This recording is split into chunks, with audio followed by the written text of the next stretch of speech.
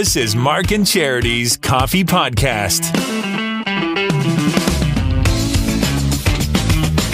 It's actually both of us today. You did great. Wait a minute. Who is that I hear? It started. Who is this voice? Mark's back. You did great podcast last week. Thank you. Oh, did I? Which one? All of them. All of them. How many did I do? I heard 2. Did you do 2? That's correct. I did one on Friday. So no, I think I did 3. 3? Okay. I did miss a couple of days because I'll be honest, even though last week was a full week, I felt like I had no time. Just know I really appreciate all you do. Okay. And I appreciate everything you did.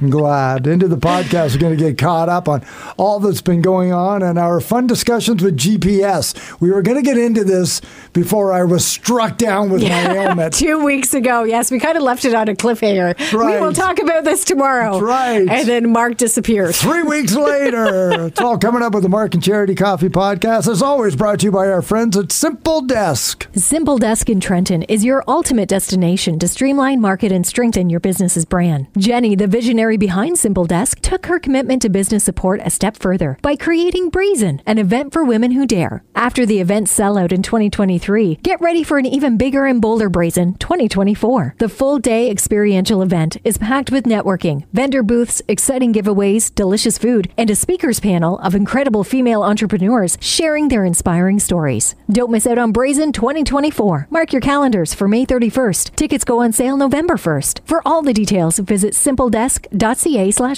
and be sure to follow BRAZEN on Instagram at BRAZEN Events 1. Okay, so before we get into the GPS, I want to point out coming up on the show tomorrow, because one of the pop culture things we missed talking about, that I missed talking about not being around, was Billboard Magazine's top 100 pop songs of all time. It bothered me because I saw that come out last week and I'm like, if Mark were here, we'd have clips. And not that I couldn't get the clips, but Mark's a lot better at it and can do it a lot quicker. I would have been all week gathering these clips.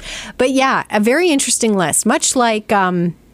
Well, take it for what it is. It's the staff of Billboard. Exactly. It's not like it's airplay or record sales or anything like that. It's just the staff of Billboard.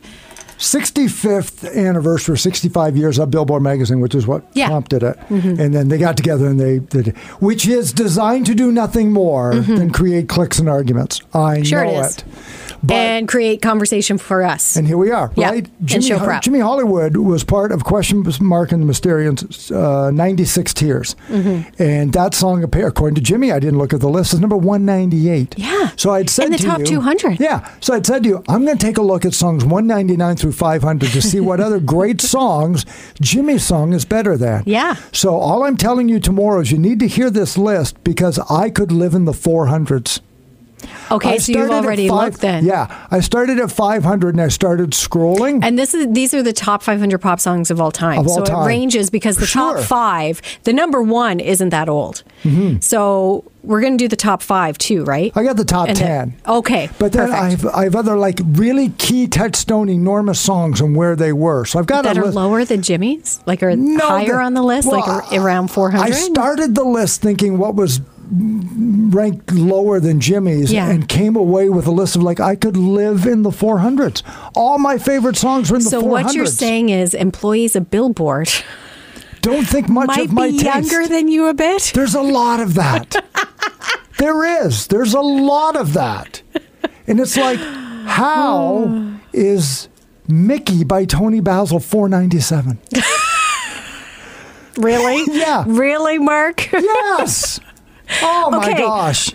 I know. Again, we could talk about it tomorrow. But in the grand scheme of pop song, like best ever, I can leave Tony Basil at 497. 497? Yes, okay. I can. I was taking a look at some of the other ones in the 300s going, that song's not as good as All right, Mickey, well, we'll have that tomorrow, and you can weigh in too. We'll have to put it up on social so we can get it. And the top 10... 9 of the top 10, sure. One of them in there, maybe 2 of them in there. I went, that's a bit of a stretch. Really? I'm curious to know which ones. You'll have to tell me which ones. Yeah. And, okay. So, because it's not my Because the top 5, nothing in the top 5 stood out to me as, oh, really? Like, I was like, okay, that made sense. Yeah, legitimate. Although songs. Number 5, I was a little bit concerned about. Anyway, I got to go back and look at number 5 more about that now. tomorrow. Okay. And more about that on the podcast. If you love music and the way that I drone on about it, tomorrow could be fun or it could be highly annoying. Skip it. We had our staff meeting this morning and there was a comment made and I so wanted to use it too. Just listening to you talk right there. You were going to say something? Did I say it? No. Oh. Sandy said it. And I was like, that's me too. Oh. Do you remember the comment? No. She said, all the peace and quiet ends tonight. Because her husband's been away. Right, that's and right. he comes home and I'm like, oh my gosh. Me too. I want to use that line. But I didn't. I know. And I won't because I am very happy you're back. Because True. I did think of this. I thought, oh, we can't talk about this now because you're not here because it sounds ridiculous of me just to talk about it. So I'm glad that you still want to talk about the GPS. I am a 60-year-old guy. I love road trips. I love driving. And truth be known, I am literally one of these guys. This is a true story, everybody. I never get worried when I'm lost. I love getting lost because that's how you find things. If you always just know where you're going and you follow every once in a while, my wife gets just so nervous when I say I know a shortcut. It makes her crazy because she knows I don't know a shortcut. I don't want to take the way we always take. Can't we just go get lost? Can't we just try and go this way? We'll find a way. I do that in the county all the time.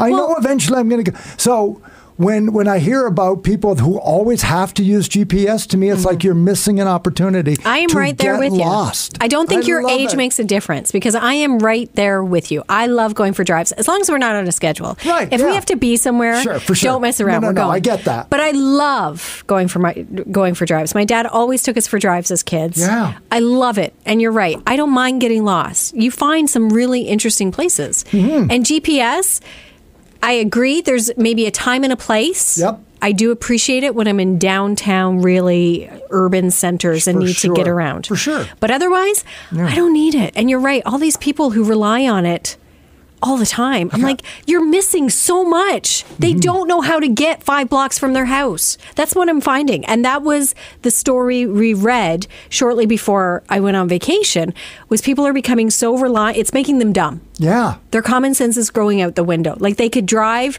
from here to the hospital and not pay attention to a street sign or a turn and couldn't get back because they had their without their GPS. And that to me just is like, what? What are you doing? That struck me when my daughter is, how old now? My daughter's 33.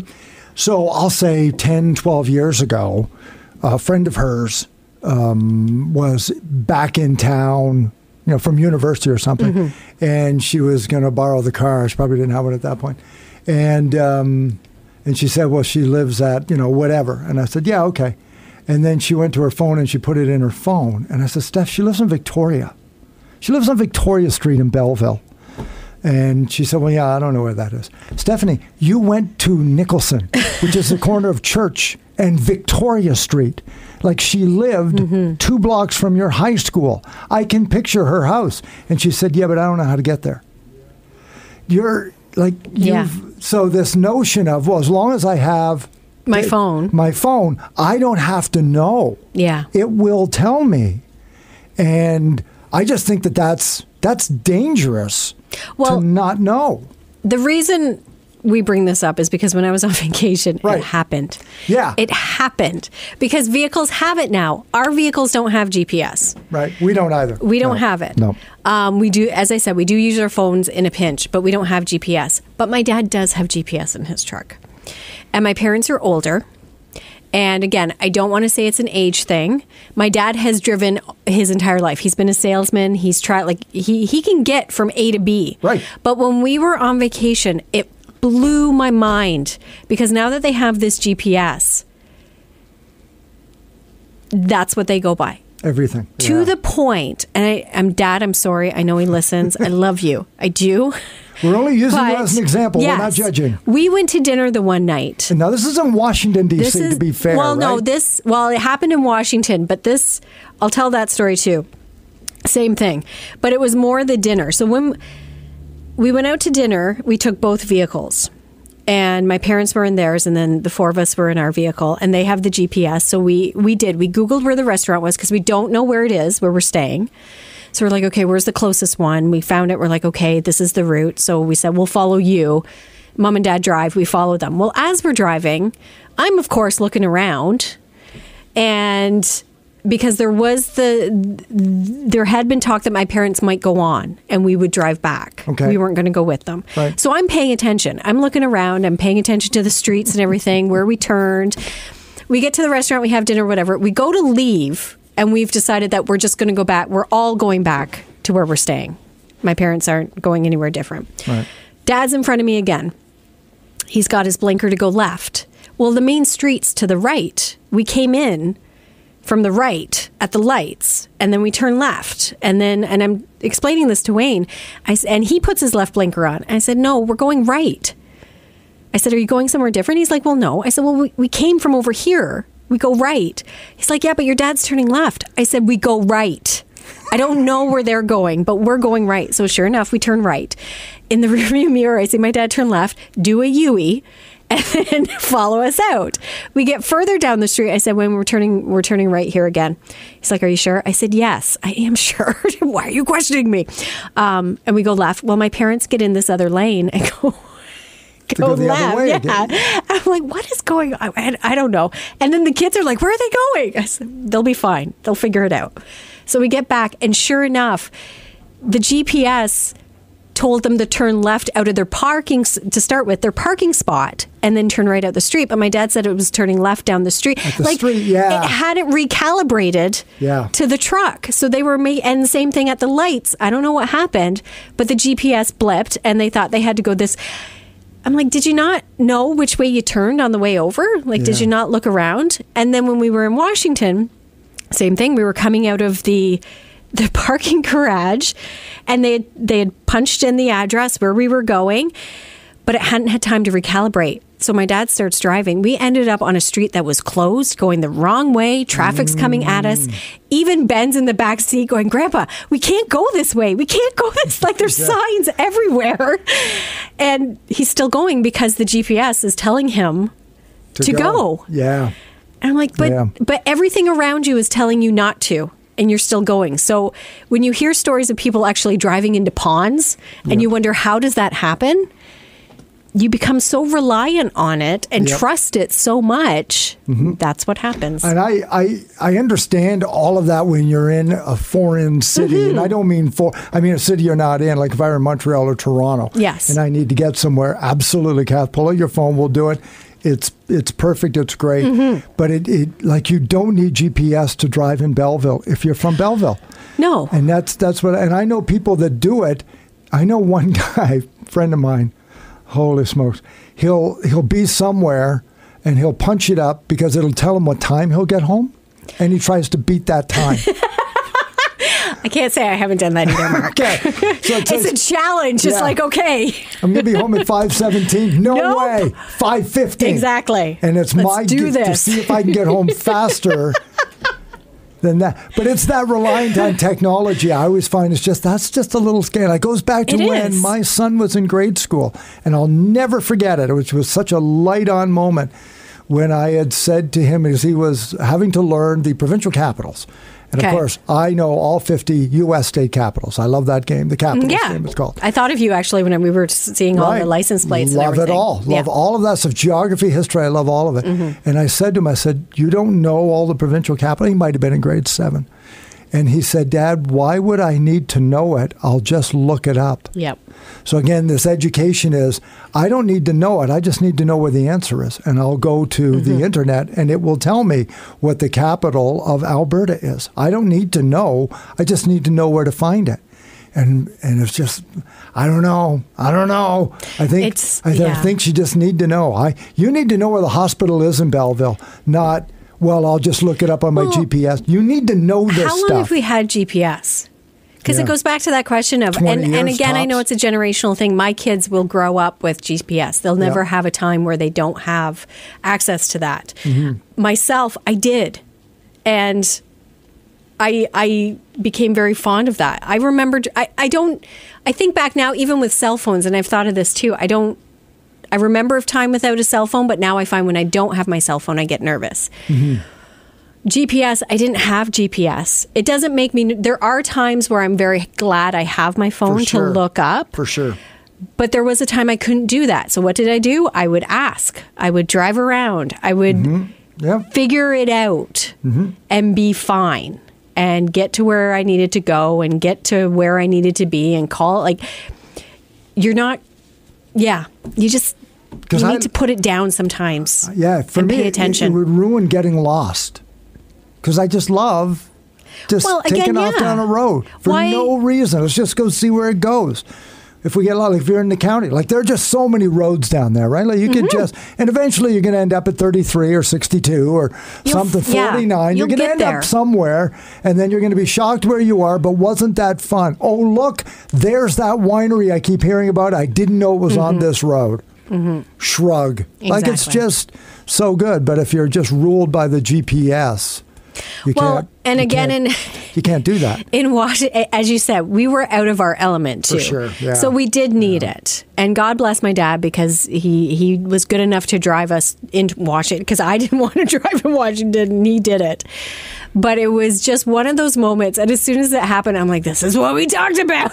Like, everything's telling us not to go here. And we're like, what's going on? Just that reliance on it. It can be good, but you still need that element. You still need to be aware of what's going on around you. Yes, that's a great tool to have, but you still need to look. Like, you still need to watch and pay attention. I thought of you yesterday. I was watching before football began. Nate Bargatze, the comedian. Yes. He's so funny. Yes. I love watching him. He has a couple of Netflix specials, and I had one on. And he says, I'm 41. And I thought, Charity's darn close to that age. I am. And he said, we had the best life. He said, because here's what happened. When I was a kid, I had the climbing tree phase. Yep. But when I got to high school and married, now I got the technology phase. I got both of them. Yep. I still got free childhood of no drinking technology. water from a hose, staying out till the street lights are on all day. But then when I needed technology, there it was, as opposed to being born into it like our kids all the time and will never know anything but, or people like me that went through high school, university, studied our brains out, and now it's like, what do I need that for? I already know that information. But I thought, so the 40 to 45, you're a real sweet spot for technology that you've had sort of that full life. It's been nice. We're definitely reaping the benefits, but I am getting to that point now where it's happened more than once, where it's like, oh, I don't need to use that. I don't want to use that. I can do that. Like, it happens more when I wear my watch and I see all the Apple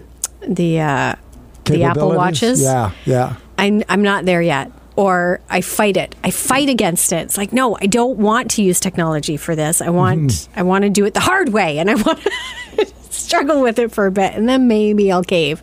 Or I'm at that point where I'm comfortable and I don't want to learn anything more. Yeah. Like, the technology I have is great. I don't need anything else. I don't need anything else. Oh, my God. My daughter and I, when she says, Dad, you need a new phone. Nope. And I like my phone. And we don't speak for months.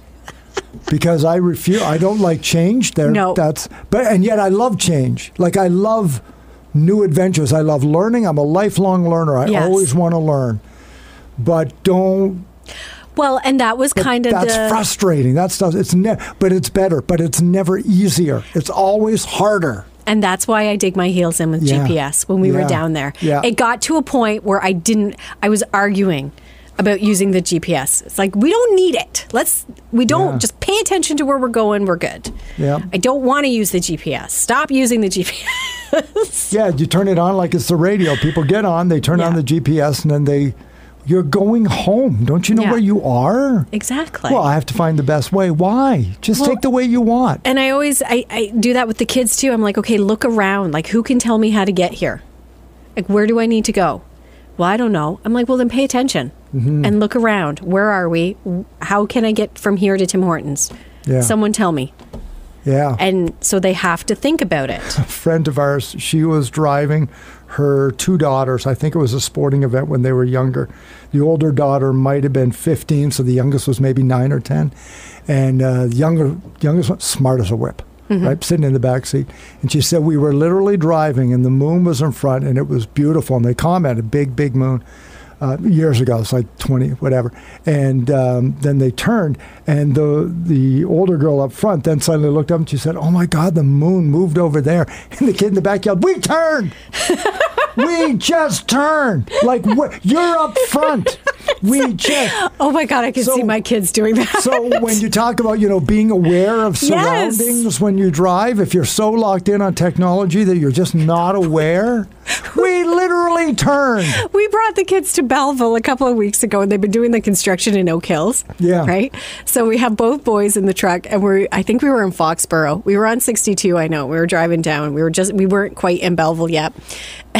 And Nathan pipes up because he'd been on his phone. Like he'd been playing some game, and he looked up. He's like, "Have we gone through the construction yet?" And he's looking around. I'm like, "Construction? Yeah, that you go up the hill." And I'm like, "Oak Hills?